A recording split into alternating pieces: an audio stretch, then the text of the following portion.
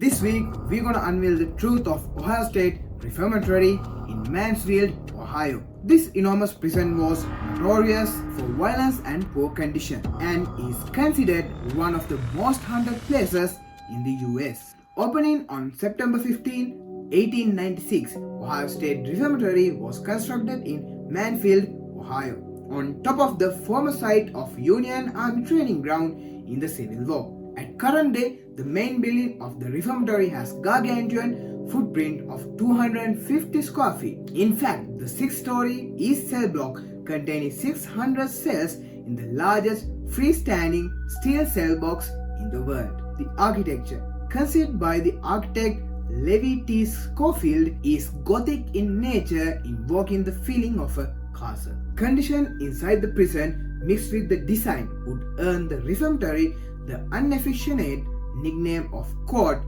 Dracula's Castle, end quote. The reformatory began with the good intentions, as it was meant to be a place where first-time offenders and minor criminals would come to literally reform themselves. There was a school, a gym, industrial training area to teach the inmates a trade, and regular chapel service. However, as funds diminished and the need of the prison space escalated, the reformatory eventually became overcrowded, sometimes stuffing 4 inmates to a cell, and the facility fell into despair. To make matters worse, the prison was no longer exclusive to minor offenders and eventually became a maximum security prison, taking in hardened and violent criminals.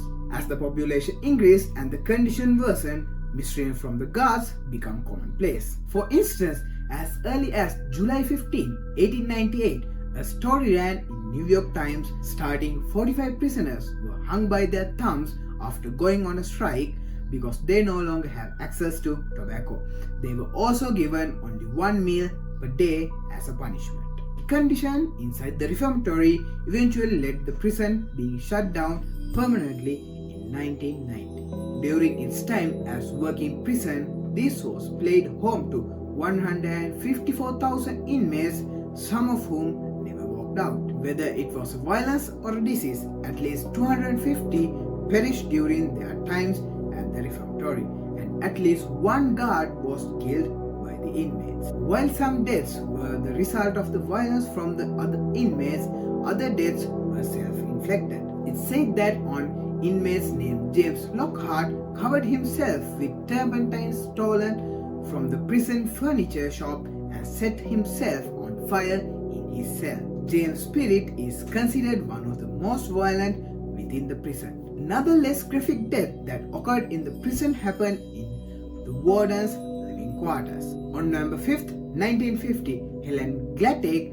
the wife of the reformatory's superintendent, was attempting to grab a jewelry box from a shelf in her closet when she accidentally knocked down a handgun. The handgun hit the floor and discharged, shooting Helen in the chest, resulting in Helen's death a couple days later. Visitors to the living room quarters reported smelling her prominent rose-scented perfume and catching a glimpse of her walking into her pink bathroom. One room that is particularly active and mysterious in nature is a room in the 3rd floor of the administration building referred to as the chair room.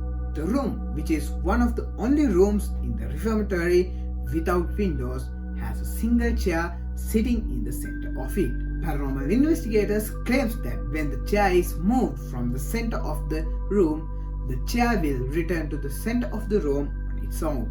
One investigator even claimed to be pushed and scratched by the entity in this room. The chapel is also an active area of the reformatory. There are rumors of the chapel being used as a place of execution prior to the becoming a chapel, and ghosts are known to grab people who attempt to leave.